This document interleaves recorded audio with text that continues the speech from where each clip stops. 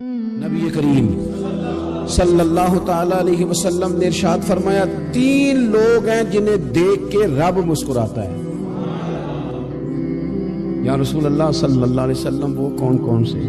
تو محبوب فرمانے لگے ایک وہ بندہ ساری مخلوق سوئی ہے، آدھی رات ہے، رات کا پچھلا پہر ہے، اس نے اٹھ کے وضو کر لیا، مصلی پہ کھڑا ہو گیا، خدا کی یاد میں، فرمایا اسے دیکھ کے رب مسکراتا ہے جو اس کی شان کے لائق ہے۔ مسکراتا ہے اللہ، یہ تو سونے کا ٹائم تھا، یہ تو گہری نیند آنے کا وقت تھا، رات کا پچھلا پہر، رات پوے تے بے درداں نو نیند پیاری آوے، درد منداں نو یاد سجن دی ستیاں بھی آن جگاوے، اور ساون کی کالی راتوں میں جب بوندا باندی ہوتی ہے، وہ راتوں کو اٹھ اٹھ روتے ہیں جب خلقت ساری سوتی ہے، اللہ مسکراتا ہے۔ سننا میرے بھائی، میرے نبی پاک صلی اللہ تعالی علیہ وسلم فرماتے ہیں جب مسلمان نماز کے لیے صفیں بناتے ہیں نا، ترتیب لگ رہی ہوتی ہے، اب اللہ کی بارگاہ میں کھڑے ہوں گے، قیام کریں گے، رکوع کریں گے، سجود کریں گے، فرمایا جب مومن صفیں بناتے ہیں تو رب دیکھ کے مسکراتا ہے، مسکراتا ہے۔ کمال ہو گئے عروج بندگی کا، جب بندے کو دیکھ کے رب مسکرائے، خدا بندے سے خود پوچھے بتا تیری رضا کیا ہے، مسکراتا ہے۔ اور میرے نبی پاک علیہ السلام فرماتے ہیں جب مجاہد جہاد کے لیے صفیں سیدھی کرتے ہیں، آج تو یہ رب کے نام پہ مرنے ہی آ گئے، یہ صفوں میں کھڑے ہوں گے، ترتیب سے لڑیں گے، ترتیب سے گلا کاٹیں گے کافروں کا یا شہادت لیں گے۔ فرمایا جب جہاد کے لوگ صفیں بناتے ہیں تو رب انہیں دیکھ کے مسکراتا ہے۔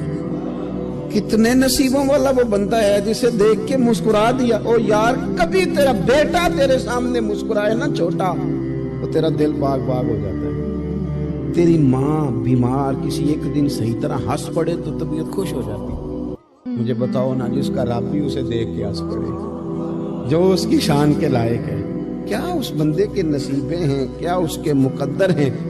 آپ اس مقام پر اپنے آپ کو لائیں۔ اب دیکھیں نا یہ حدیث ہم نے سن لی، اب ہم نے نا اس طرح صفحے نہیں بنانے جس طرح ساری دنیا، اب ذرا صفحے بھی شوق سے بنائیں، اب ذرا تھوڑا سا شوق پیدا کریں گے، بھئی یہ تو میں وہ کام کرنے لگا ہوں جسے دیکھ کے رب مسکراتا ہے۔ نبی پاک صلی اللہ علیہ وسلم نے فرمایا جب کوئی بندہ توبہ کرتا ہے ہم توبہ کا رٹا لگاتے ہیں، یا اللہ میری توبہ، یا اللہ۔ اور توبہ کا تو مطلب یہ ہے کہ پچھلے گناہوں سے پکی توبہ، آج کے بعد یہ غلطی نہ کرنے کا پکا وعدہ۔ تو نے ساری شب برات رو کے گزاری ہے، بتا سویرے جھوٹ جوڑنے کا ارادہ ہے تیرا، آج کے بعد رشوت تو نہیں نہ لے گا، ملاوٹ تو نہیں نہ کرے گا، یہ توبہ ہے۔ اور اگر سارے کام اسی طرح کرنے تو پھر یہ توبہ کا رٹا ہے، جتنا مرضی لگاؤ۔ حضرت علی بن ربیعہ رضی اللہ تعالیٰ عنہ فرماتے ہیں میں مولا علی کے ساتھ تھا، مقام حرہ کی طرف جا رہے تھے، حضرت علی نے ہاتھ اٹھا کے دعا مانگی ہماری تعلیم کے لیے، ورنہ حضرت علی ہم صحابہ کو محفوظ عن الخطا تو مانتے ہیں نا، ہاتھ اٹھا کے کہا اے اللہ ہمارے گناہ بخش دے، تیرے علاوہ کوئی معاف کرنے والا نہیں۔ اور پھر حضرت علی آسمان کی طرف دیکھا اور دیکھ کے نا حضرت علی بن ربیعہ کو تو مسکرائے۔ حضرت علی بن ربیعہ کہنے لگے حضور مسکرائے کیوں ہو؟ فرمانے لگے ایک دن میں حضور کے ساتھ اسی طرح آیا تھا، اسی طرح حضور نے دعا فرمائی تھی ہماری تعلیم کے لیے، اور پھر حضور مجھے دیکھ کے مسکرائے تھے اور فرمایا جب کوئی بندہ رب کی بارگاہ میں اس طرح استغفار کرتا ہے تو رب مسکراتا ہے، اور مسکرا کے فرماتا دیکھ لو میرے بندوں کو پتا ہے کہ میرے علاوہ معاف کرنے والا کوئی نہیں، انہیں پتا ہے، تم اس کی بارگاہ میں رجوع تو لاؤ، آؤ تو صحیح دو آنسو لے کر۔ اقبال کہتے ہیں کہ موتی سمجھ کے شان کریمی نے چن لیا، قطرے تو گرے میرے ار کے انفال کے، 2 میں نے آنسو بہائے تھے تو اس کے کرم نے تو موتی سمجھ کے چن لی۔ سنو نا حضور اس استغفار کو، اللہ کو یار رات کو توبہ کر کے سونا چاہیے ہمیں، کچھ غلطیاں ہم کرنا نہیں چاہتے پر ہم سے ہو جاتی ہیں، کچھ دل ہم توڑنا نہیں چاہتے پر وہ ٹوٹ جاتے ہیں، ہماری مجبوری ہوتی ہے ٹوٹ جاتے ہیں۔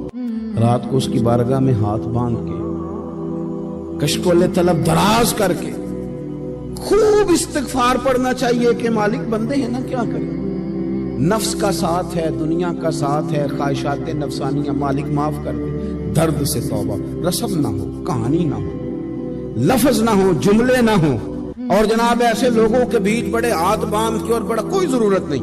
आप अकेले अपनी चारपाई पे बिस्तर के अंदर मुंह दे के भी दर्द से कहेंगे ना माफ कर दे, तो वो तो मेहरबानी बड़ा है।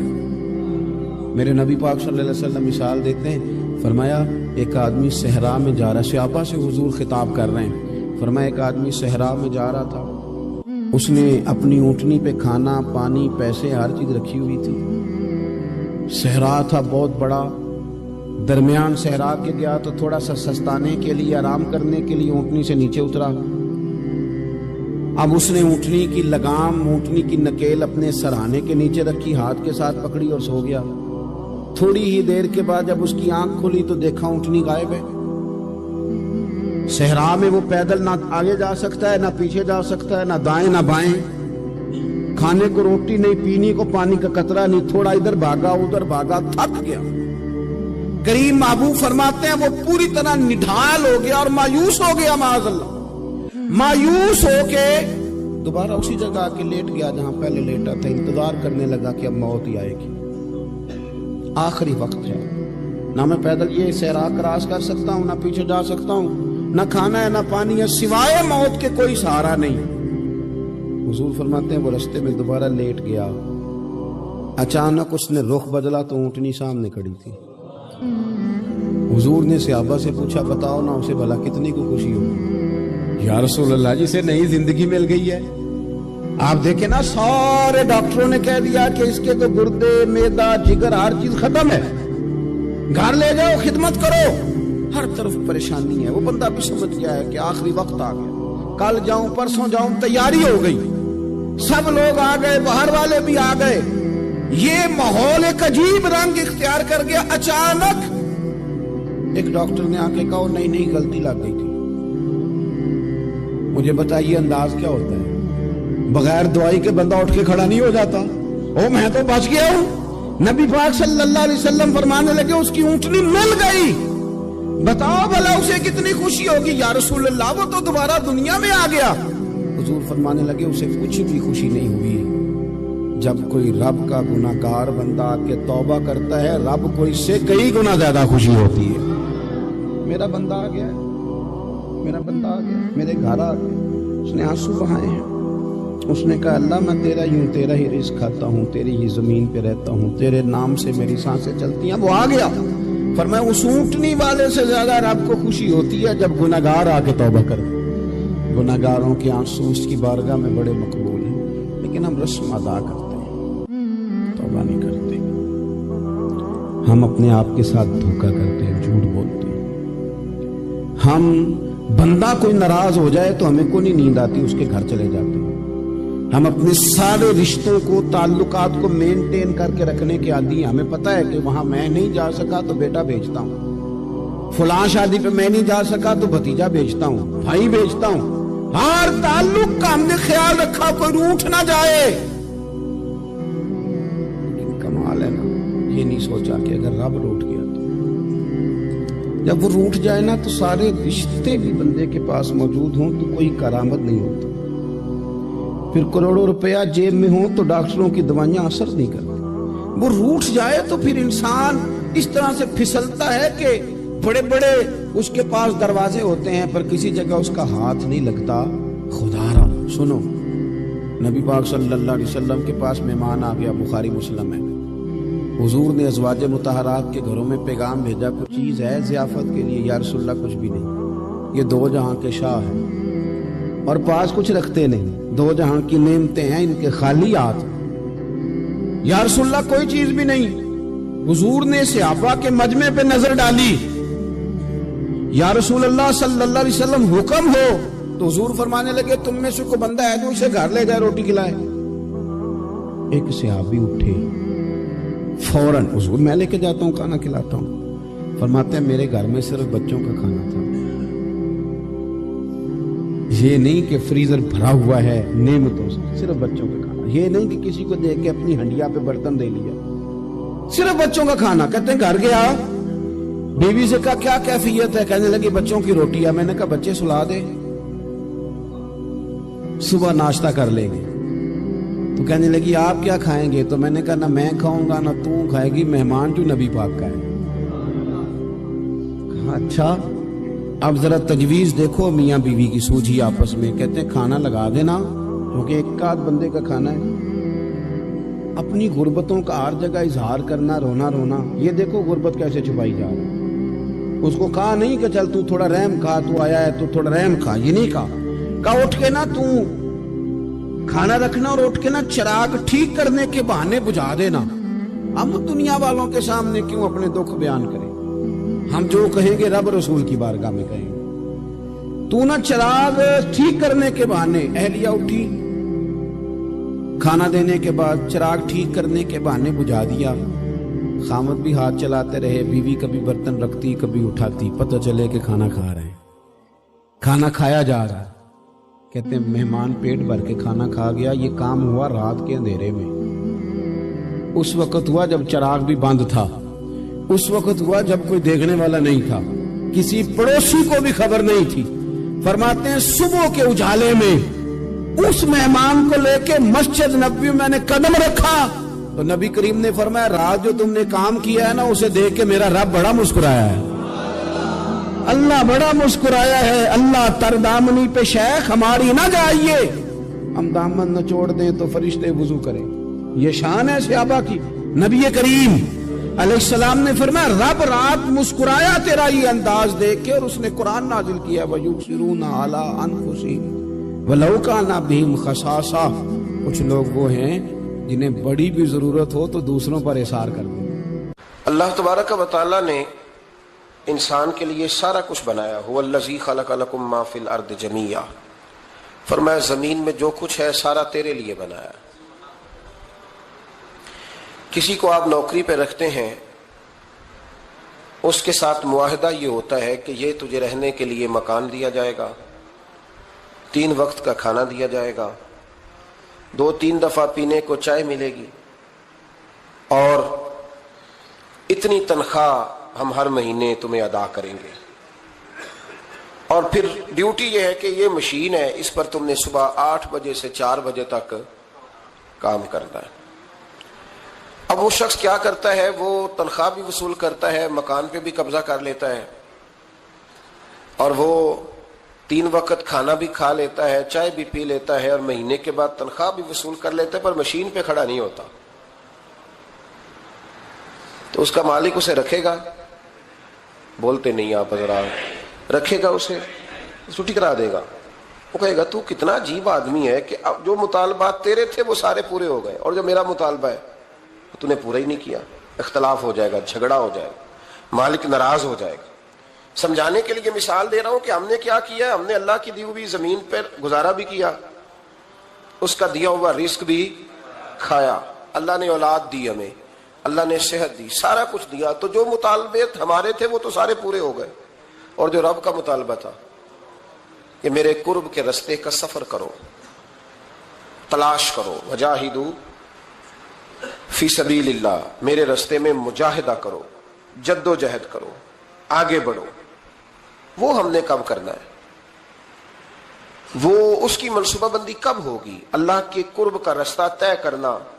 ہمارے صوفیانہ روز دیکھا کرتے تھے کہ آج ہمارے دل میں ہمارے رب کی کتنی محبت ہے، آج کتنا میرا دل چاہ رہا ہے کہ میں اپنے اللہ کی طرف بڑھوں۔ روز ذائقہ محسوس کرتے تھے، طلب پیدا کرتے تھے۔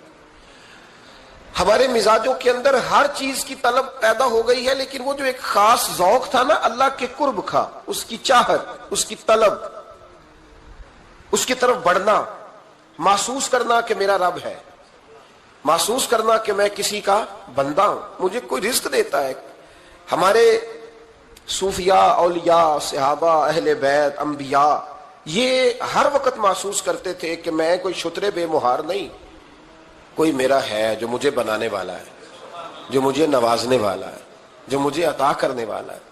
وہ اپنے رب کی چاہت کرتے، اپنے رب سے محبت کرتے، اپنے رب کی طلب پیدا کرتے، شوق بڑھاتے روز عبادت کا۔ ان کے اندر ایک جذبہ تھا جو روز پروان چڑھتا تھا۔ 5 نمازیں پڑھنے کے باوجود وہ اشراق پڑھتے، چاش پڑھتے، تہجد پڑھتے، صلاۃ اللیل پڑھتے، وہ قرآن پاک کی تلاوت کرتے۔ پھر بھی کبھی ان کا ذوق آتا تو وہ دنیا سے کٹ کے مصلے پہ ہی آ کے بیٹھ جاتے۔ لیکن وہ درد، وہ ذائقہ، وہ کیفیت، وہ چیزیں مان پڑتی جا رہی ہیں. قوم اگر کبھی کو مسئلہ پوچھتی ہے تو بڑا عارضی سا، رب دا طالب کوئی نہ ملیا، جو ملیا طالب زردہ ہو. حضرت سلطان بابو فرماتے ہیں کہ مطلب کدھر گئے لوگ جو رب کو طلب کرتے تھے، جن کی خواہش تھی کہ ہمیں اللہ کا قرب نصیب ہو، پیارے رسول صلی اللہ علیہ وسلم کی معرفت کا ذوق ہمیں نصیب ہو، وہ کہاں گئے؟ ہمارا ایک مقصد تھا، دیکھیں نا بڑا پیار آتا ہے اللہ کو اس بندے پہ. حضرت علامہ اسماعیل حقی رحمۃ اللہ علیہ فرماتے ہیں کہ اللہ نے فرشتوں سے کہا کہ میں نے انی جاعل فی الارض خلیفہ، زمین پہ نائب بناؤں گا. قالوا اتجعل فیہا من یفسد فیہا ویسفک الدماء ونحن نسبح بحمدک ونقدس لک قال انی اعلم ما لا تعلمون.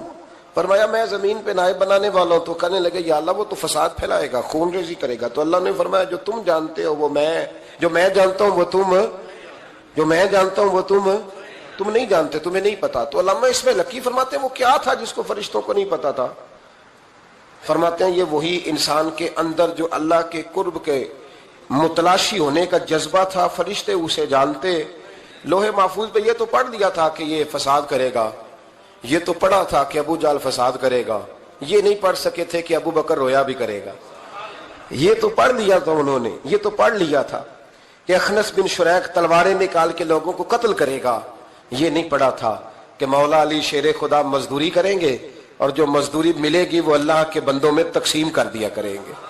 یہ تو انہوں نے پڑھ لیا تھا کہ ابو البختری، ابو لہب یہ لوگوں کے گلے کاٹیں گے. پر یہ نہیں پڑھا تھا کہ عثمان غنی رضی اللہ تعالیٰ عنہ قحط کے زمانے میں بھی کروڑوں کا مال اللہ کے راستے میں خرچ کر دیا کرے. وہ جو انسان کے اندر طلب ہے، وہ جو تڑپ ہے، وہ جو شوق ہے، وہ جو کیفیت ہے، وہ جو معرفت کا نور ہے، یہ اللہ کو بڑا ہی پسند ہے، یہ بڑا ہی پسند ہے. اس لیے حدیث قدسی میں رب فرماتا ہے مجھے تلاش کرنا ہو تو ٹوٹے ہوئے دلوں میں تلاش کیا، ٹوٹے ہوئے دلوں.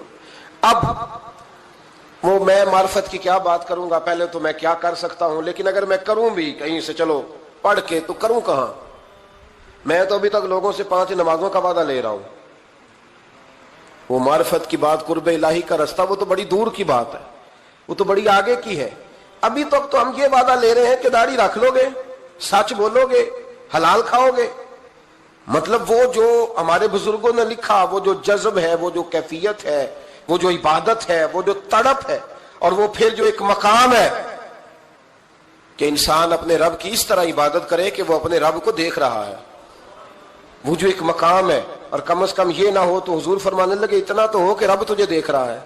لیکن وہ تو درجہ ہے نا بڑا آگے، ہم اسے بڑا آگے کی بات تصور کرتے ہیں، لیکن حضور نے اپنی امت کے لیے اسے ضروری قرار دیا.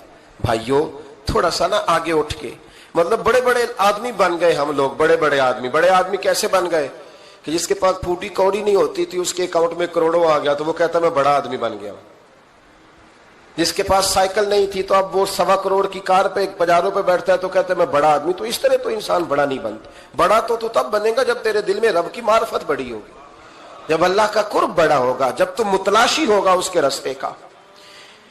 بہت سارے راستے ہیں اللہ کی طرف جانے کے، لیکن 3 باتیں قرب الہی کے لیے ہمارے بزرگوں نے بڑی زبردست لکھی ہیں. سب سے پہلی بات یہ ہے، صوفیاء فرماتے ہیں کہ اگر رب کا قرب چاہتے ہو تو ہر وقت اپنے رب کی رحمت کی امید رکھا کرو. خوش نہیں ہوئے آپ اس بات سے؟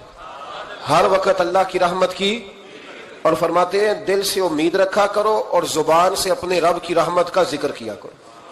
ہر وقت کہا کرو کہ میرا اللہ بڑا ہی مہربان ہے، میرا اللہ بڑا ہی کریم. ہمارا پتہ کیا حال ہے؟ شکر بھی شکوے کے انداز میں. کیا حال ہے؟ کہتے بس جی بس شکر ہے الحمدللہ. تو یہ کون سا شکر ہے جی؟ یہ تو آپ نے کہا ہے کہ بڑا تنگ ہوں میں اپنی زندگی، یہ شکر ہے؟ ہر وقت یہ کہے کہ میرا اللہ بڑا ہی قریب ہے. لیکن نا بسم اللہ شریف ہر کام سے پہلے معنی کیا ہے؟ بسم اللہ الرحمن الرحیم، یعنی تو کہہ اس رب کے نام سے جو بڑا ہی مہربان ہے، جو نہایت ہی رحم کرنے والا ہے. ہر وقت کہہ کہ میرا اللہ بڑا مہربان ہے، میرا اللہ بڑا رحم. ہر وقت وہ خاص ذوق، وہ درد، وہ شوق، بس تو کہے کہ یار جو اللہ نے مجھے دیا ہے وہ شاید اللہ نے کسی اور کو دیا ہی نہیں. تیرا یہ ذوق بنے، تیرے اندر اللہ کی رحمت کے ساتھ خاص تعلق پیدا ہو. میرے رسول کریم علیہ السلام ہر مقام پہ اپنے رب کی رحمت کا ذکر فرماتے. بات کسی کی ہو رہی ہوتی حضور چھیڑ اللہ کی رحمت کا ذکر دیتے. ایک صحابی چڑیا کے بچے اٹھا کے لے آئے. وہ چڑیا شکایت لے کے آئی اور حضور کے کندھے پہ بیٹھ کر شکایت کرنے لگی کہ حضور آپ کے صحابی نے میرے بچے اٹھا لیے. بات تو چڑیا کے بچوں کی ہو رہی تھی نا.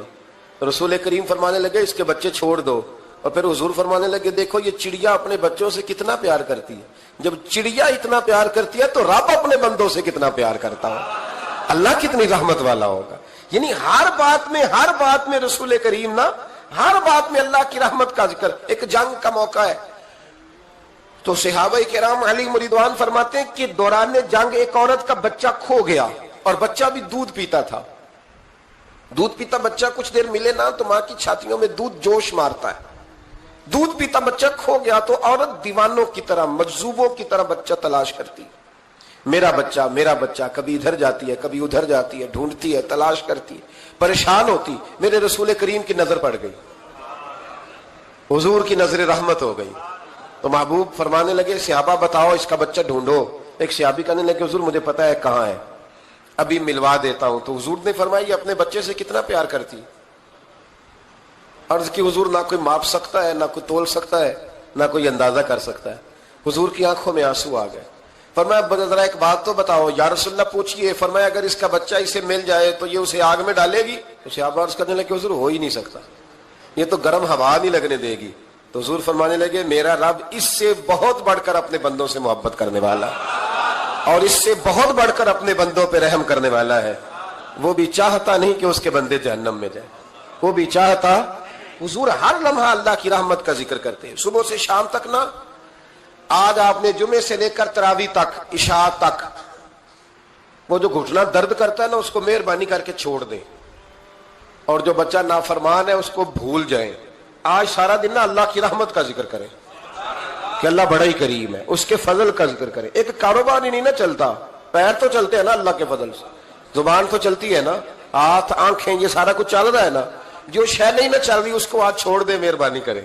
جو ساری چل رہی ہیں اس پر تو اللہ کی رحمت کا اظہار کریں, اس پر تو غور فرمائیں. امام غزالی نے بڑی خوبصورت روایت لکھی. حضرت ابو ہریرہ رضی اللہ تعالیٰ عنہ فرماتے ہیں کہ ہم لوگ بیٹھے تھے تو یکا یک ایک دیہاتی عرابی آیا, یکا یک اندر داخل ہوا. السلام علیکم کہا. بندہ بڑا سادہ تھا, یہ بھی نہیں پوچھا کہ باتیں کیا ہو رہی تھی, کوئی سوال جواب نہیں. سلام لینے کے فوراً بعد عرض کرتا یا رسول اللہ ایک مسئلہ پوچھنا تھا. کہتے ہم حیران ہو گئے کہ یار پہلے پوچھ تو لے, پہلے کیا بات ہو رہی, آتے ہی اپنی چھیڑ دی ہے. ایک مسئلہ پوچھنا تو حضور نے فرمایا پوچھو. عرض کرنے لگا حضور یہ بتائیں قیامت والے دن حساب کس نے لینا ہے. تو محبوب مسکرائے, فرمایا بولے آدمی سادی سی بات ہے, حساب اللہ نے لینا ہے. کہتے وہ بات سن کے نا تو چل پڑا, جواب سن کے تو چل پڑا, رکا ہی نہیں. تو حضور نے فرمایا ٹھہر تو جا, پہلے تو آیا ہے, سلام لی ہے, بات بھی کوئی نہیں کرنے دی, دھڑام سے اندر داخل ہوا ہے اور سوال کا جواب لیا اور پھر تو نے تبصرہ ہی نہیں کیا تو نکل گیا ہے. یا رسول اللہ حکم کرے. فرمایا کیا پوچھ رہا تھا. حضور پوچھا ہے کہ حساب کون لے گا. تو حضور فرمانے لگے میں نے بتایا اللہ لے گا. تو بولا کیوں نہیں. کہنے لگا یا رسول اللہ بس اتنا ہی پتہ کرنا تھا, اگر اللہ نے حساب لینا تو پھر ہم نے باچی جانا ہے انشاءاللہ, پھر باچی جانا ہے. تو حضور فرمانے لگے کس طرح. کہنے لگا یا رسول اللہ جب وہ کریم غالب آئے گا نا, جب اس کا غلبہ آئے گا تو وہ بڑا کریم ہے, اس نے معاف ہی کرنا ہے, اس نے معاف ہی کرنا ہے, اس نے کرم ہی کرنا ہے. عدل کرے تے تھر تھر کمبن, عدل کرے تے پھر تھر تھر کمبن, اچیاں شانہ والے فضل کریں تے بخشے جاون, میرے جائے منہ کالے. فرمایا اس نے معاف ہی کرنا ہے. حضرت ابو ہریرہ کہتے ہیں کہ حضور نے فرمایا ٹھیک ہے تو جا. وہ چلا گیا تو حضور رونے لگے. فرماتے ہم نے عرض کی حضور کیا ہوا. تو محبوب فرمانے لگے بندہ بڑا سادہ تھا پر بات بڑی کھری کر گیا ہے, بڑی کھری بات کر گیا ہے. کریم جب غالب ہوتا ہے تو معاف ہی فرماتا ہے. تو بھائی سادے لوگوں کو بھی پتا تھا کہ اللہ کی رحمت کی بات. ہمارے گھروں میں, ہماری گفتگو میں, ہمارا ایک دوسرے سے ملنا, ناراض نہ ہونا, مایوسی کی باتیں کرتے ہیں, مایوسی. میں انتظار میں ہوں, میں انتظار میں ہوں کہ کوئی بندہ مجھے ملے اور آ کے کہے میں بڑا راضی ہوں, بتائے اللہ کا شکر کیسے کرنا ہے. میں انتظار میں ہوں. اتنے سالوں میں مجھے بندہ کوئی نہیں ملا, جو ملا اس نے یہی کہا پریشان بڑا ہوں دعا کر دیں. بڑی اذیت ہے, سب سے زیادہ میں ہی تنگ ہوں. کچھ کرے, کوئی وظیفہ بتائیں, کوئی تعویذ دیں, کوئی ملے نا یار, کوئی ملے, کوئی کہے کہ الحمدللہ تعالی. اور میں نے تعلیم کے لیے صرف اور اظہار نعمت کے لیے، تشکر کے لیے کئی دفعہ آپ کے سامنے یہ کہا ہے کہ الحمدللہ جس طرح کے استاد مجھے ملے شاید کسی کو نہ ملے، اور میں نے اظہار تشکر کے طور پر کہا ہے پھر کس طرح کے شاگرد مجھے ملے ہیں اتنے اچھے فرما بردار شاید کسی کو نہ ملے، اور جس طرح کے سادے اور درویش ماں باپ اللہ نے مجھے عطا فرمایا۔ اب تو بڑا تیز لوگوں کا زمانہ ہے نا، شاید کہیں میسر آئے۔ اور میں کہا کرتا ہوں اتنے فرما بردار مرید بھی نہیں ملتے، لوگ تو کہتے ہیں فرما بردار نہیں ملتے، ہمیں الحمدللہ فرما بردار تابع دار ہر لحاظ سے اچھے ملے۔ اس کی وجہ یہ ہے کہ جیسے مرشد اللہ نے ہمیں عطا فرمایا ایسا کسی کو اللہ نے عطا، تو شکر کریں اللہ کی نعمتوں، شکر کریں۔ بس جہاں بیٹھیں گے جملے ٹوٹیں گے، جہاں بیٹھیں گے پریشانی۔ مجھے کچھ بندے ایسے ملتے ہیں دنیا میں جو صرف وہ اکیلے ہی ٹھیک ہے، یعنی ابا جی نے بھی ظلم ہی کیا ساری زندگی، اماں نے بھی ظلم ہی کیا، استاد بھی سارے غلط مل گئے، اور ہر بندہ ہی انہیں، اور پھر بعد میں اولاد ملی تو نافرمان ہی مل گئی۔ تو میں کہتا ہوں یار یہ ہو نہیں سکتا ویسے، بہرحال چلو اگر تو کہتا ہے تو بات سمجھ میں آتی ہے کہ ہو سکتا ہے کچھ سانحہ ایسا ہو گیا ہو۔ اللہ کی رحمت کی بات کریں۔ میرے نبی کریم علیہ السلام نے فرمایا بندہ سادہ تھا پر بات پتے کی کر گیا۔ یہاں تک لکھا امام صفوری نے کہ قیامت کے دن اللہ ایک بندے کے لیے دوزخ کا حکم دے گا، بندہ جہنم کی طرف جا رہا ہے، فرشتے زنجیریں ڈال کے کھینچ کر لے جا رہے ہیں، بندہ جا رہا ہے دوزخ کی طرف، فرشتے کھینچتے ہیں تو وہ پھر مڑ کے پیچھے دیکھتا ہے۔ توجہ ہے میری بات پر؟ ادھر دیکھنا ذرا، وہ کئی دفعہ کسی کو کھینچتے ہیں نا تو مڑ مڑ کے پیچھے دیکھتا ہے۔ چلو آپ کو سمجھاتا ہوں، سمجھ آ جائے گی۔ وہ جب سکول جانے کو دل نہیں نہ کرتا تھا جی، انتے سلیکشن دینے نا اپنے بچے نو، اور بڑا 1.5 گھنٹے کا، بچے ناراض نہ ہو جائے، جب وہ کبھی جس نلائق کا سکول جانے کو دل اور اس کو کھینچتے تھے تو وہ پلٹ پلٹ کے پیچھے جاتا نہیں۔ اسی طرح مدرسے میں بھی جب آتے ہیں تو کئی بچے ایسے ہوتے ہیں جو آتے نہیں تو کھینچ کھینچ کے نہیں لے جاتے کئی دفعہ، تو جب کھینچ کے فرشتے جہنم کی طرف لے جا رہے ہیں، کھینچتے ہیں تو پلٹ کے پھر پیچھے دیکھتا ہے، پھر فرشتے کھینچتے ہیں پھر پیچھے دیکھتا ہے، پھر فرشتے، ذرا نظارہ دیکھنا، دوزخ کو لے جا رہے ہیں، پلٹ پلٹ کے اللہ کی طرف دیکھتا ہے، دوزخ کا دروازہ آ گیا، پھر پیچھے دیکھ رہا ہے۔ رب کریم نے فرمایا اسے واپس بلاؤ، رحمت دا دریا الہی، بلاؤ اسے واپس۔ واپس آیا، اللہ نے فرمایا بتا تو پلٹ پلٹ کے کیا دیکھتا تھا؟ ویسے اللہ کو نہیں پتا کیا دیکھ رہا ہے، کیا دیکھ رہا تھا؟ تو رو پڑا، عرض کرنے لگا مالک میرا یقین تھا کہ تو بڑا ہی کریم ہے، اللہ میرا ایمان تھا تو بڑا رحیم ہے، اللہ میرا ذہن تھا تو معاف کرنے والا ہے۔ جب فرشتے کھینچتے تھے نا تو شیطان مجھے کہتا تھا اب تو جہنم میں جائے گا، پر میرا یقین کہتا تھا نہیں، رب نے معاف کر دینا ہے، اللہ نے معافی دے دینی ہے، بخشا جاؤں گا۔ پھر شیطان کہتا تھا جب فرشتے کھینچتے تھے، میں کہتا تھا نہیں معافی مل جائے گی، یا اللہ دوزخ کا دروازہ آ گیا پر میری امید نہیں ٹوٹی، اللہ دروازہ جہنم کا آ گیا پر میری امید نہیں ٹوٹی۔ اور جب میں نے آخری دفعہ پلٹ کے دیکھا تیری آواز آئی کہ واپس لاؤ، تو میرے اندر سے آواز آئی کہ لے بھائی تیرا یقین جیت گیا ہے، تیرا ایمان جیت گیا ہے، تیرے اندر کی روحانیت کامیاب ہو گئی۔ بندے اور رب کی باتیں ہو رہی ہیں تو فرشتے چپ کر کے کھڑے ہیں، تو رب نے فرمایا تم خاموش کھڑے ہو، عرض کی یا اللہ اس کا کرنا کیا ہے؟ فرمایا کرنا کیا ہے؟ جو میری رحمت کی اتنی زیادہ امید رکھے اسے جہنم میں ڈال دو، یہ کیسے ہو سکتا ہے؟ اس کو پکڑو اور میرے فضل کے ساتھ اسے جنت عطا کر دو۔ تو پہلی بات یہ کہ اللہ کی رحمت کی امید رکھیں، صبح سے شام تک کہیں الحمدللہ، کیا کہیں؟ ایک ہوتا ہے تکبر کے طور پر بڑھ کے مارنے کے لیے ذکر کرنا، وہ منع ہے، ڈینگے نہیں مارنی، بلکہ اللہ کی رحمت کا ذکر کریں، تشکر کے لب و لہجے، تشکر کے لب و لہجے۔ ہمارے نا لفظوں سے شکوے چھلکتے ہیں، ہمارے جملوں سے چھلکتا ہے کہ ہم پریشان ہیں، ہماری باتوں سے محسوس ہوتا ہے کہ ہم کسی وجہ سے بڑی تکلیف میں ہیں، اس کو نکال دیں۔ جب بندہ اللہ کی رحمت کی امید کرے گا تو اللہ بھی پھر رحمت، فضل اور کرم کے بادل ہی برسائے گا۔ دوسری بات ہمارے بزرگوں نے لکھی ہے، اگر اللہ کے قرب کا رستہ طے کرنا ہے تو وہ اس طرح ملے گا کہ اللہ کے ہر فیصلے پہ راضی ہو جاؤ۔ جہاں اللہ نے مجھے بٹھایا میں راضی ہو جاؤں، جہاں اللہ تبارک و تعالیٰ نے میرے بھائی کو بٹھایا ہے وہاں میرا بھائی راضی ہو، جہاں جہاں اللہ نے ہمیں بٹھایا ہے ہم اس جگہ پہ راضی۔ معاملہ پتہ کیا ہے؟ ہم اپنی مرضی کا فیصلہ چاہتے ہیں، اور مرضی تو اللہ کی چلے گی، مرضی اللہ کی چلے گی۔ میرے رسول کریم علیہ السلام نے صحابہ سے پوچھا تم کون ہو؟ حضور مومن، فرمائی ایمان کی دلیل دو۔ یہ بات مجھ سے کوئی پوچھے تو شاید میں جھگڑا کروں کہ ایمان کی دلیل. حضور نے فرمایا کون ہو؟ یا رسول اللہ مومن. فرمایا دلیل دو. حضور دلیل ہے ہمارے پاس دو. یا رسول اللہ اللہ نعمت دیتا ہے تو ہم شکر ادا کرتے ہیں, مصیبت ڈالے تو صبر کرتے ہیں, اور جو فیصلہ اللہ ہمارے حق میں کر دے ہم اس پر راضی رہتے ہیں. میرے محبوب کا چہرہ خوشی سے کھل اٹھا. فرمایا تمہیں مبارک ہو, تم تو واقعی بڑے پکے مومن ہو. تم مومن ہو, اگر اللہ کے فیصلوں پہ راضی رہتے ہو تو پھر تم. حضور فرماتے ہیں کچھ لوگوں کو اللہ قیامت میں بغیر حساب کتاب جنت میں داخل کرے گا. فرشتے پوچھیں گے پل صراط سے ہوا ہے؟ وہ کہیں گے دیکھی نہیں. میزان عمل الوائے؟ وہ کہیں گے دیکھا ہی نہیں. کیسے آ گئے؟ تو کہیں گے خدا کے فضل سے آ گئے. فرشتے پوچھیں گے تمہارا عمل کیا تھا؟ وہ کہیں گے کچھ بھی نہیں. عام لوگوں کی طرح نماز پڑھتے تھے, روزہ رکھتے تھے, حج فرض ہوا تو کیا, زکوٰۃ اگر ہمارے اوپر لاگو ہوئی تو دی, عام روٹین کے معاملات. تو فرمایا اتنی بڑی فضیلت کے بغیر حساب کتاب جنت, کوئی تو وجہ ہوگی. تو بندے عرض کریں گے وجہ ایک ہی تھی کہ رب جو ہمارے حق میں فیصلہ کرتا تھا ہم اس پر راضی ہو جایا کرتے, ہمیں کوئی شکوہ اس پر رہتا. علامہ ڈاکٹر محمد اقبال رحمت اللہ علیہ, توجہ ہے میری بات پر؟ ادھر دیکھنا ذرا میری طرف. اللہ آپ کو خوش رکھے. کچھ لوگ نا جی کہتے ہیں ڈاکٹر اقبال نے داڑھی کیوں نہیں رکھی تھی؟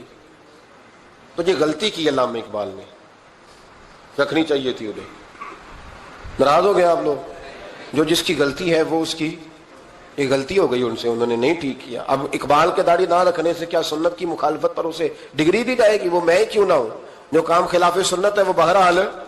لیکن میرا سوال یہ ہے کہ اقبال نے صرف داڑھی نہیں رکھی, باقی سارے کام اچھے کیے, تو آپ باقی کے تو سارے اچھے کر لینا.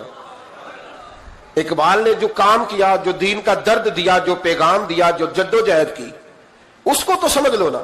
مطلب صرف داڑھی پہ آ کے دلیل پکڑتے ہو. علامہ اقبال نے مکان بھی نہیں بنایا اپنا, کتنا بڑا آدمی ہے, کوئی جائیداد ہے اس کی؟ تسی بھی چھوڑو مکان سارے. اقبال وہ دیکھیں نا, بابے بلے شاہ کی لوگ مثال دے دیں گے, بابا صاحب مجذوب آدمی تھے, تو بابا صاحب کے حصے میں تو کئی مربع زمین آتی تھی, وہ بھی انہوں نے نہیں لی. ہمارا ملنگ روٹی کا اس کو پتا ہے, نوٹوں کا بھی پتا ہے کہ 5000 والا کون سا ہے, 100 والا کون سا ہے, باقی ٹائم وہ بابا بلے شاہ بن جاتا ہے. یہ کون سا سٹائل ہے کہ مرضی کی چیز آئی تو قابو کر لی؟ تو ڈاکٹر اقبال نے یہ درست کیا, لیکن اس کے باوجود ہمارا نظریہ ہے کہ اللہ اس کی یہ خطا معاف کرائے گا, پر بندہ بڑا باکمال تھا.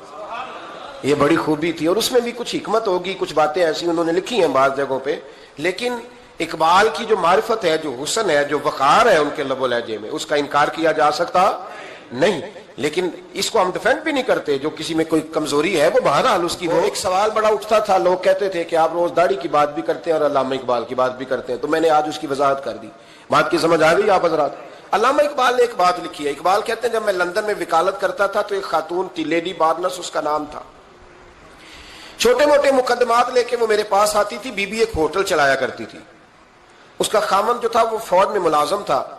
اقبال نے خود لکھا ہے, اقبال فرماتے ہیں کہ ایک دن وہ خاتون پھر کسی کیس کے سلسلے میں میرے پاس آئی, تو جب وہ آئی تو اس نے نقاب اوڑھا ہوا تھا, برقع کیا ہوا تھا.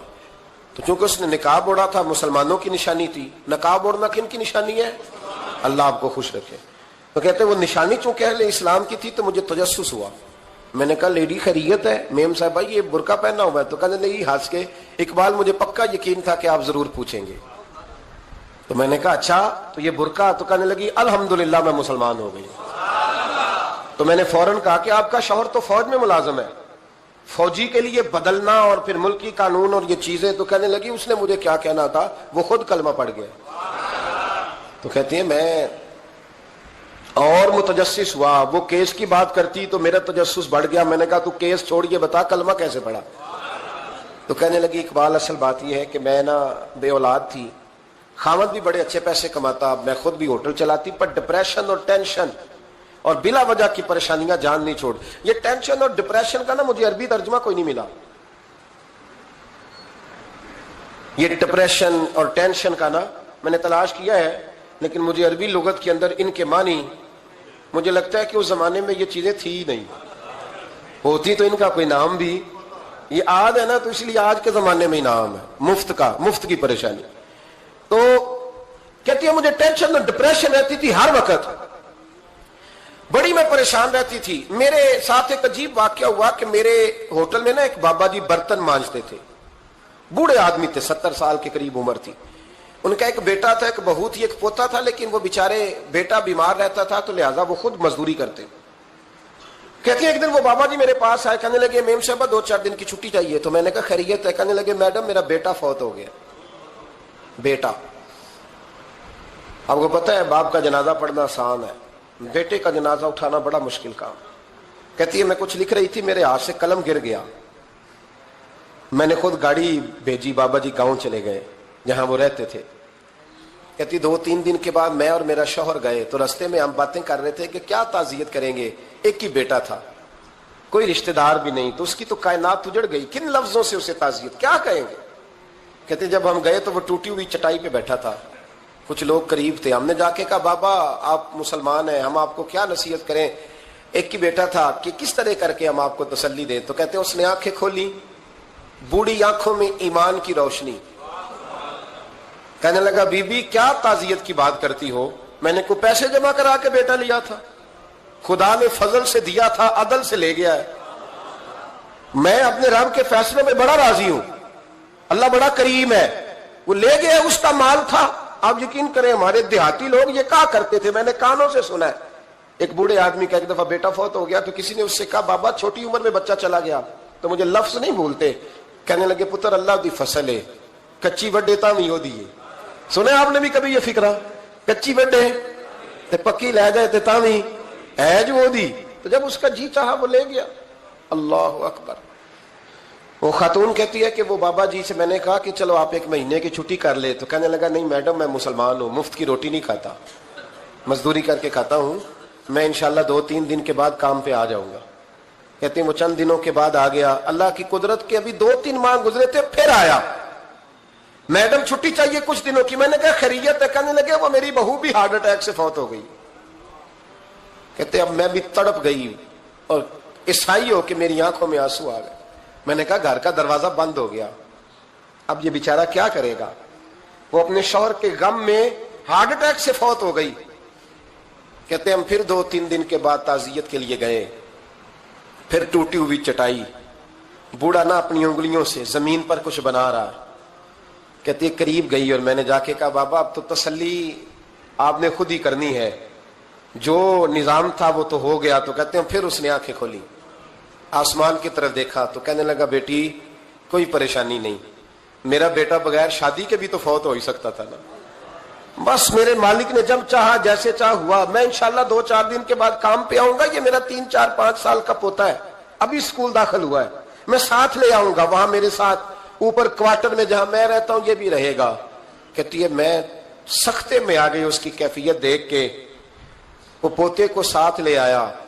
कभी कभी मैं देखती छत पे खड़े होके कि दादा घोड़ा बना हुआ है और पोता सवारी कर रहा है, वो सवेरे उठता उसको स्कूल छोड़ के आता, शाम को लेके आता, प्यार करता, मोहब्बत करता। तीसरी मंजिल पर हमने क्वार्टर दिया हुआ था, वहां दादा पोता रहते। अल्लाह तू बड़ा बेनियाज है। कहती है इकबाल एक दिन ना पोता ऊपर वाली मंजिल पे खेल रहा था, उसका पैर फिसला, वो गर्दन के बल जमीन पे गिरा, मुझे खबर हुई तो मैं दौड़ी, एम्बुलेंस मंगाई, खून से लिथड़े हुए उस बच्चे को दादे ने अपनी गोद में रखा। और जब हम अस्पताल की तरफ गए तो हॉस्पिटल बाद में आया, जनाबे इजराइल पहले आ गए और कहते हैं वो गोद में दम तोड़ गया। फिर दादे ने उसे अपने हाथों से गुस्ल दिया, फिर उसने अपने बूढ़े हाथों से कब्र खोदी और फिर मिट्टी डाल के कहने लगा इन्ना लिल्लाहि व इन्ना इलैहि राजिऊन, जे सोना ही मेरे दुख विच राजी, जे सोना ही मेरे दुख विच राजी। फिर सुख नु चुल्ले डावा। कहते वो मिट्टी डाली उसने और जब वो वापस पलटा तो मैं बाजू से थाम के होटल करीब लाई और मैंने उसके करीब कहा कि बाबा तू टूट गया है, तू बिखर गया है, मुझे महसूस होता है कि अब ना तेरी रातें और तेरी सुबहें और तेरी शामें गमों में गुजरेंगी। तो कहते हैं यूं उसने हाथ रखे और यूं आंसू छटक दिए। कहने लगा मैडम क्यों क्यों, मेरे अंदर कोई अकीदा नहीं, मैं कोई लवारस हूं, मेरा कोई रब नहीं, मैं क्यों परेशान रहूंगा, मैं तो पक्का हुआ फालू, थोड़े दिन गुजरेंगे कब्र में जाऊंगा और जब जन्नत में जाऊंगा तो अल्लाह मेरी बेटे से भी मुलाकात कराएगा, मेरे पोते से भी मुलाकात कराएगा, मेरा रब सारी मुलाकातें करा देगा, मैं अपने अल्लाह की रजा पे बड़ा राजी हूं, وہ خاتون کہتی ہے میرا اور میرے شوہر کا کلیجہ پھٹنے لگا. میں نے کہا بابا یہ جذبہ کہاں سے ملتا ہے, یہ سکون کہاں سے آتا ہے, یہ کیفیت کیسے ملتی ہے؟ مجھے کہنے لگا تو نے لینی ہے؟ میں نے کہا ہاں. تو کہنے لگا تو بھی گنبد خضرا والے نبی کا کلمہ پڑھ جا, تو بھی رسول اللہ کا کلمہ پڑھ جا.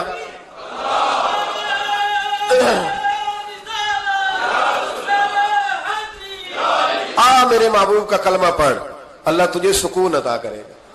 ایک حدیث نہ پڑھ دو مسلم شریف سے, بخاری سے ایک حدیث نہ پڑھ لو تاکہ یہ بات مضبوط ہو جائے. حضرت ابو طلحہ رضی اللہ تعالی, بیٹا شدید بیمار, مزدور آدمی تھے, کئی دنوں سے گھر تھے. بیوی کہنے لگی اگر آپ گھر میں بیٹھے رہیں گے تو کھائیں گے کہاں سے, جاؤ آپ مزدوری کرو, میں بیٹے کو دیکھتی ہوں. ابو طلحہ مزدوری کرنے چلے گئے. شام کو آئے تو بیٹا فوت ہو چکا تھا. عورتیں بے حوصلہ ہوتی ہے نا اکثر, پر بیوی نے سفید کپڑا ڈال کے کمرے میں رکھ دیا. بیٹا, ماں اور بیٹا کو ناپ تک ہے رشتہ, بیٹے میں سفید چادر ڈال کے کمرے میں رکھ دیا. حضرت ابو طلحہ انصاری آئے, بیٹے کا کیا حال ہے؟ کہنے لگی اللہ کی رحمت میں ہے. اللہ کی, کیسا جملہ ہے, اللہ کی رحمت میں ہے. خامد نے کھانا کھایا, بیوی سے ملنے کو دل کیا تو ملاقات ہوئی. فارغ ہو کے بیٹھے تو خاتون اٹھ کے نا خامد کے قریب گئی, اس کا ہاتھ تھاما, کہنے لگی نبی کریم علیہ السلام کے صحابی ہو, ایک مسئلہ دریافت کرنا تھا, بتاؤ گے؟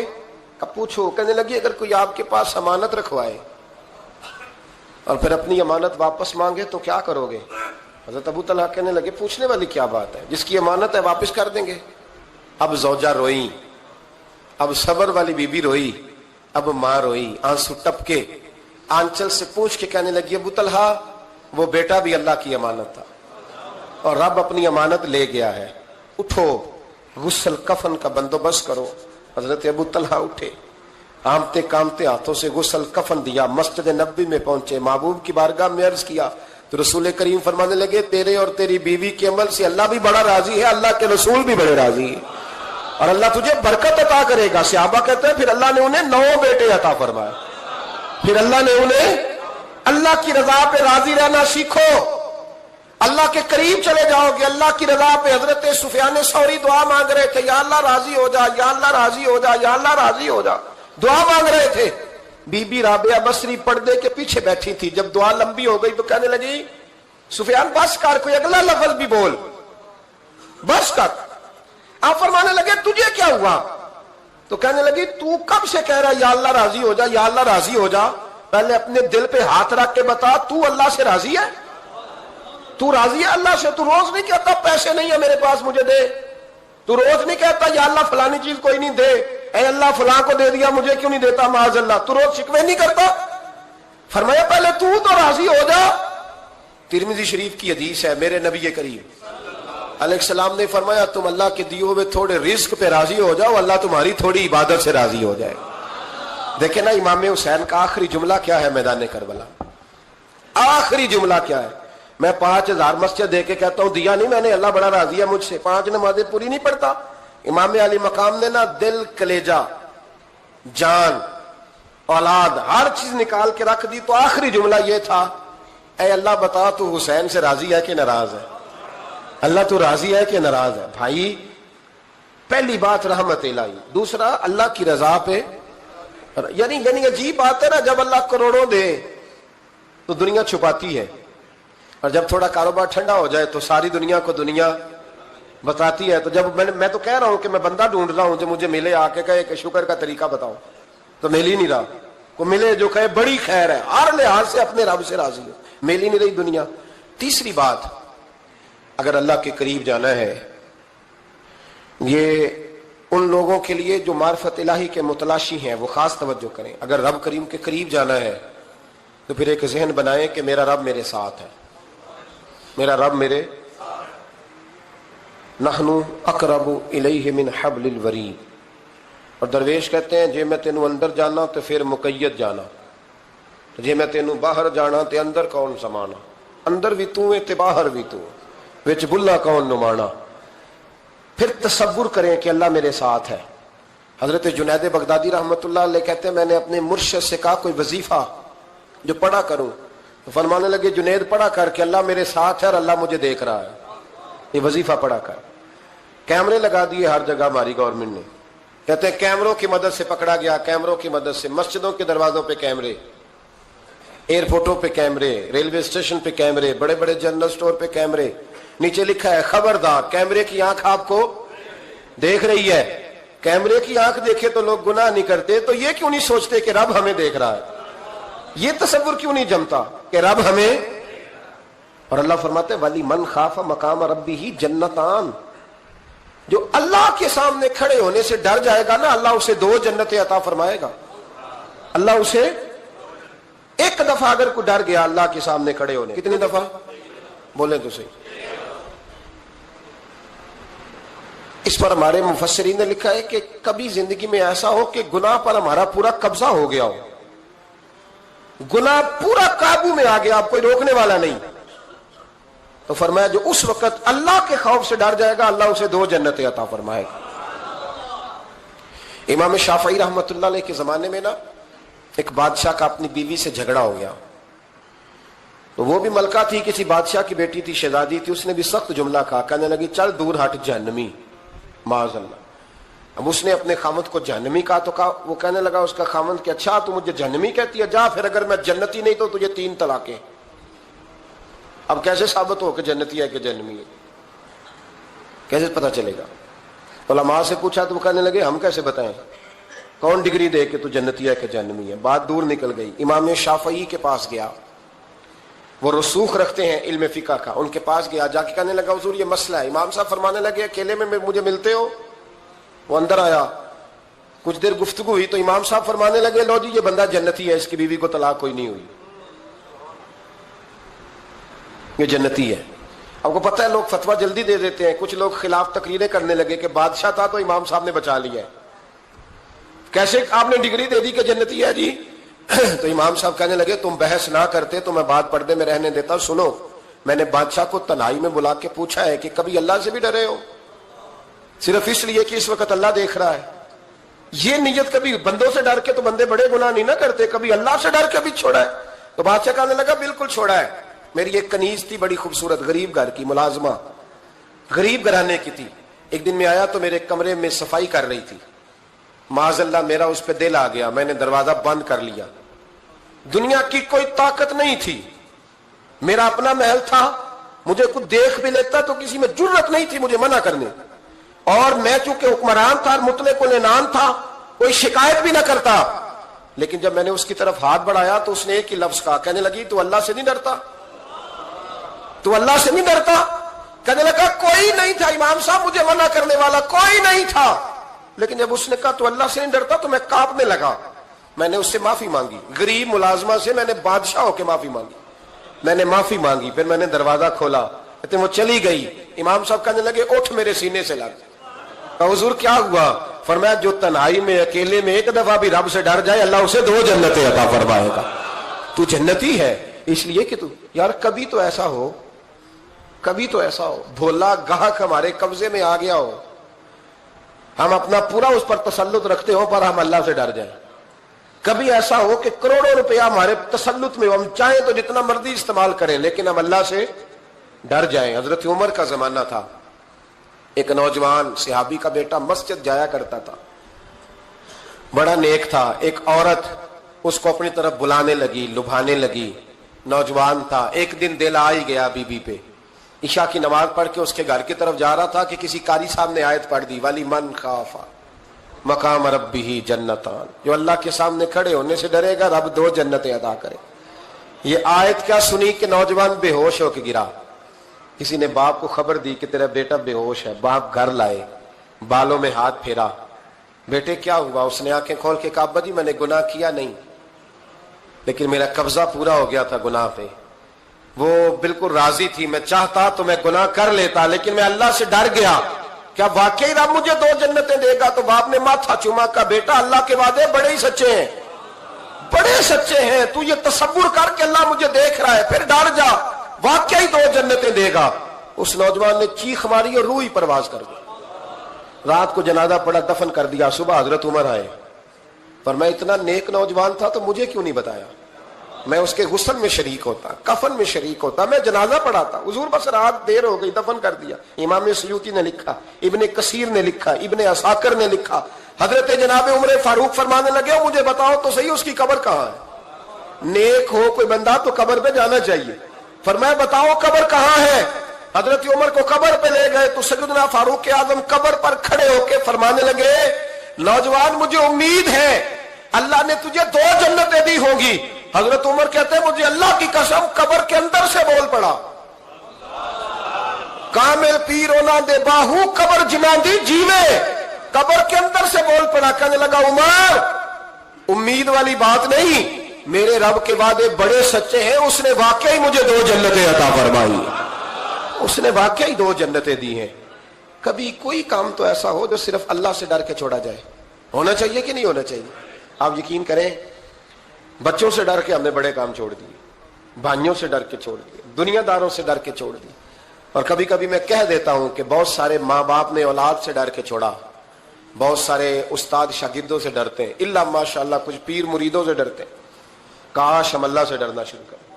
جب رب سے ڈرو گے پھر کسی اور سے نہیں ڈرو گے. اللہ کا خوف سنوارتا ہے, سجاتا ہے, یہ ذہن بنائیں. حضرت سیدنا عبداللہ ابن عمر رضی اللہ تعالیٰ عنہ کر رہا تھا تو صحرا میں کھانا کھانے کے لیے بیٹھا. ایک چرواہا بکریاں چرا رہا تھا, میں نے دعوت دی روٹی کھا لو, کہنے لگا میں نے روزہ رکھا ہے. آپ فرماتے ہیں غریب آدمی تھا, نفلی روزہ. میں اٹھ کے قریب گیا, میں نے کہا پتہ تو کروں صرف روزے دار ہے کہ نیک بھی ہے. صرف کچھ روزے دار ہوتے ہیں پر نیک, ناراض نہ ہو جائیے گا حضرت عبداللہ ابن عمر کی بات کر رہا ہوں. کچھ نمازی ہوتے ہیں پر نیک, حاجی ہوتے ہیں پر نیک, وہ تقوی نہیں اختیار کرتے, مقاصد نماز اور مقاصد روزہ نہیں جانتے. کہتے میں قریب گیا تو میں نے جا کے اسے کہا یہ بکری بڑی پیاری ہے, بیچ نہیں دیتا میرے ہاتھ. کہنے لگا میری نہیں, میں تو چرواہا ہوں, تنخواہ پہ بکریاں چراتا ہوں, کسی اور کی ہیں, مالک کوئی اور ہے. تو فرماتے ہیں میں نے اسے کہا کہ مالک کو کہہ دینا کہ ایک بکری بھیڑیا لے گیا تھا, یہ 300-400 بکریاں, مالک کو کیا پتہ, کہنے ایک بھیڑیا لے گیا ہے. تو کہتے ہیں اس نے داڑھی جھاڑی تو گرد اڑی, غریب آدمی مٹی میں لتھڑا ہوا, لیکن اس کی آنکھوں میں اتنی روشنی. کہنے لگا حضور بکریوں کے مالک سے تو کہہ دوں گا بھیڑیا لے گیا ہے, اور جب کائنات کا مالک پوچھے گا, جب عرش کا مالک پوچھے گا تو کیا جواب دوں گا. آپ فرماتے ہیں میں واپس آیا, میں نے پتا کیا کس کا غلام ہے, پہلے غلام خریدا, پھر بکریاں خریدی, پھر وہ بکریاں اسے تحفے میں دے دی. کہنے لگا حضور یہ کیا ہے. فرمایا تو رب سے ڈرتا تھا نا تو اللہ نے تجھے انعام عطا فرمایا ہے. ملے خاک میں اہل شان کیسے کیسے, مکی ہو گئے لا مکہ کیسے کیسے, ہوئے نامور بے نشان کیسے کیسے, زمین کھا گئی نوجوان کیسے کیسے, جگہ جی لگانے کی دنیا نہیں ہے, یہ عبرت کی جا ہے تماشا نہیں